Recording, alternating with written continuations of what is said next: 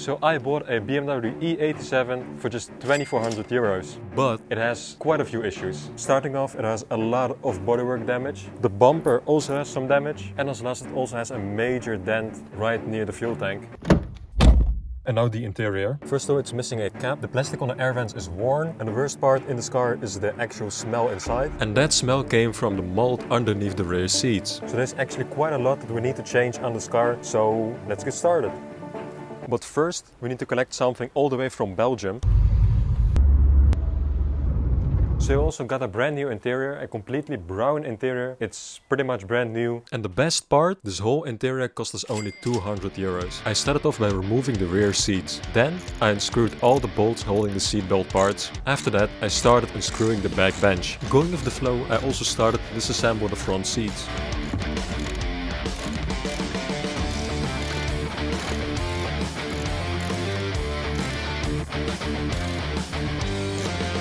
With the seats being out of the way, I cleaned the whole car with a hoover and some carpet cleaner. I also removed the rear sound landing with the mold in it. Then I moved on to the back bumper. Using isopropyl alcohol, I removed the glue residue, which uncovered some more hidden damage. So after about 5 hours we finally cleaned the car. It's completely clean, there is no more mold. So now we need to put back the new interior. Let's get started. First the sound denting from the rear seats.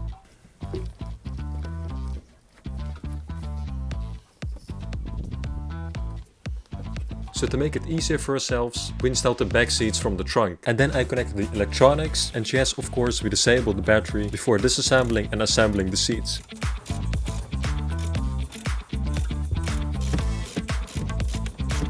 So looking at the back seats, we forgot to clean the back side, so that's probably the next thing we're gonna do after installing the whole interior. The weather is completely changing and it's going to rain in about 30 minutes. So we need to make some speed installing the interior. It already looks better than the blacked out interior.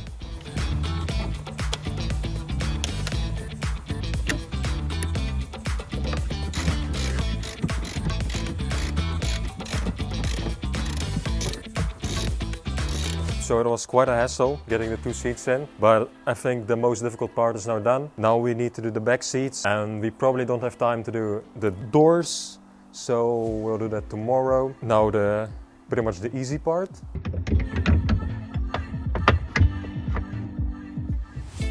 So the back seats are literally connected with like one bolt each. Even a child could do this. I then literally spent 30 minutes trying to get the seat holder through the seat, and it quite literally wasn't even working. I then proceeded to struggle even more, this time with the side panel. Tomorrow.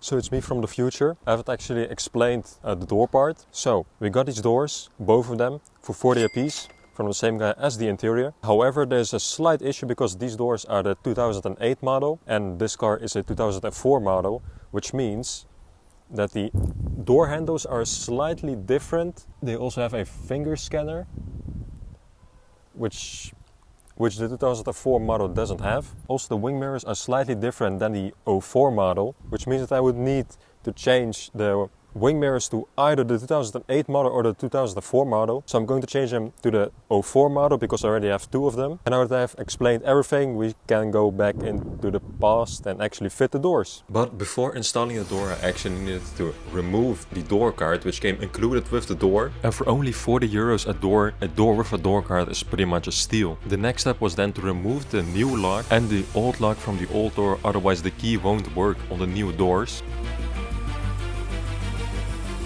Then I unscrewed the electrical connector and the door handles.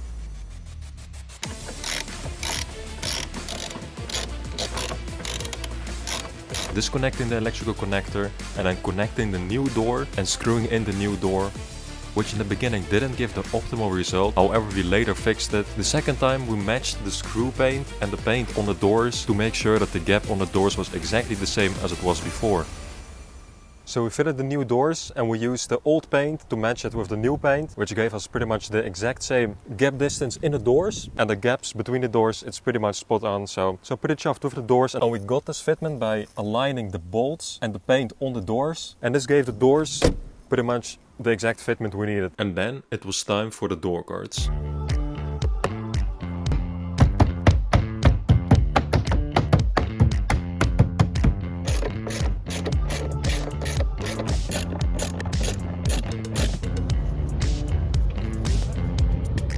Then I removed the air vents out of the car and started to restore them using a 400 grit sandpaper, sanding them down, cleaning them with isopropyl or alcohol, and then I got some matte black paint which I got from a dollar store, and I did about 3 to 5 coats on each piece of the air vent, and I made sure I sanded them down each time using a 1000 grit sandpaper to make sure there weren't any imperfections, and this gave me the best result. So, final thing for today, finally changing the mirror, and if I'm correct there's only one bolt holding in the wing mirror. It should be this one with a T30. So it's actually not only one bolt, there's actually 2 more. They should be right here. And so that means that we need to remove the door card again.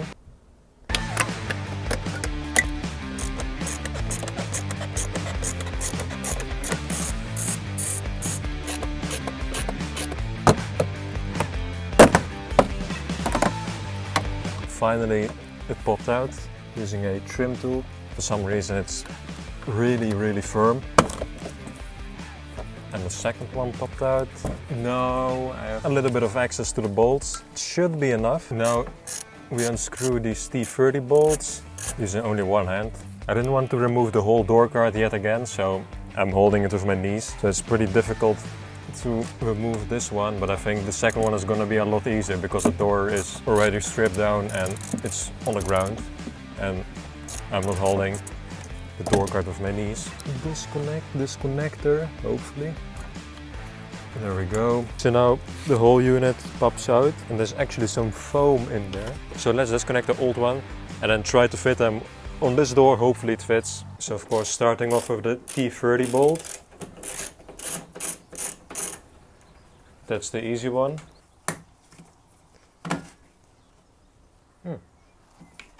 This one went actually a lot easier than the one on the new door. So unclipping this part went a lot better than the first time. Now yet again the 2 T30s right here, then we need to disconnect this one and then the whole unit comes out. Then we put the old unit back on the new doors. Then we're finally done. So let's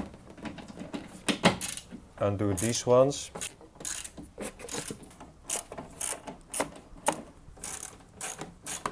Also for some reason these bolts are green. And now we disconnect the connector, and now if I'm right the whole unit just pops out. Yeah, it's actually quite dirty, so I'm probably going to clean this before reinstalling it. So let's do that right now. I'm not going to do too much. I think this is clean enough, probably. It's only oxidation, so it isn't going to impact anything really. The second one didn't actually come with any foam, so I was a bit worried, but it does fit, so that's pretty nice. Now let's screw this one back in. First we need to reconnect this one. Now put them the bolts. If I didn't fit in the door card and actually did the mirrors first, then this would be a lot easier. The second screw, and we click it back in. This looks good. Finally the door card. Let's screw in the last T30 screw and hopefully I'll never need to remove the door cards again. Finally the trim piece. Now I should probably put back the cap, which I removed a long time ago to check if there were any screws on this thing, so let's do that one real quick. So it only, hopefully I didn't break anything. It only has 4 clips. This one is done. It works perfectly fine and we're finally done with the wing mirrors. There's still a lot more to do on this car, but I want to thank you so much for watching. Please leave a like, subscribe and leave a comment, and I'll see you in the next one.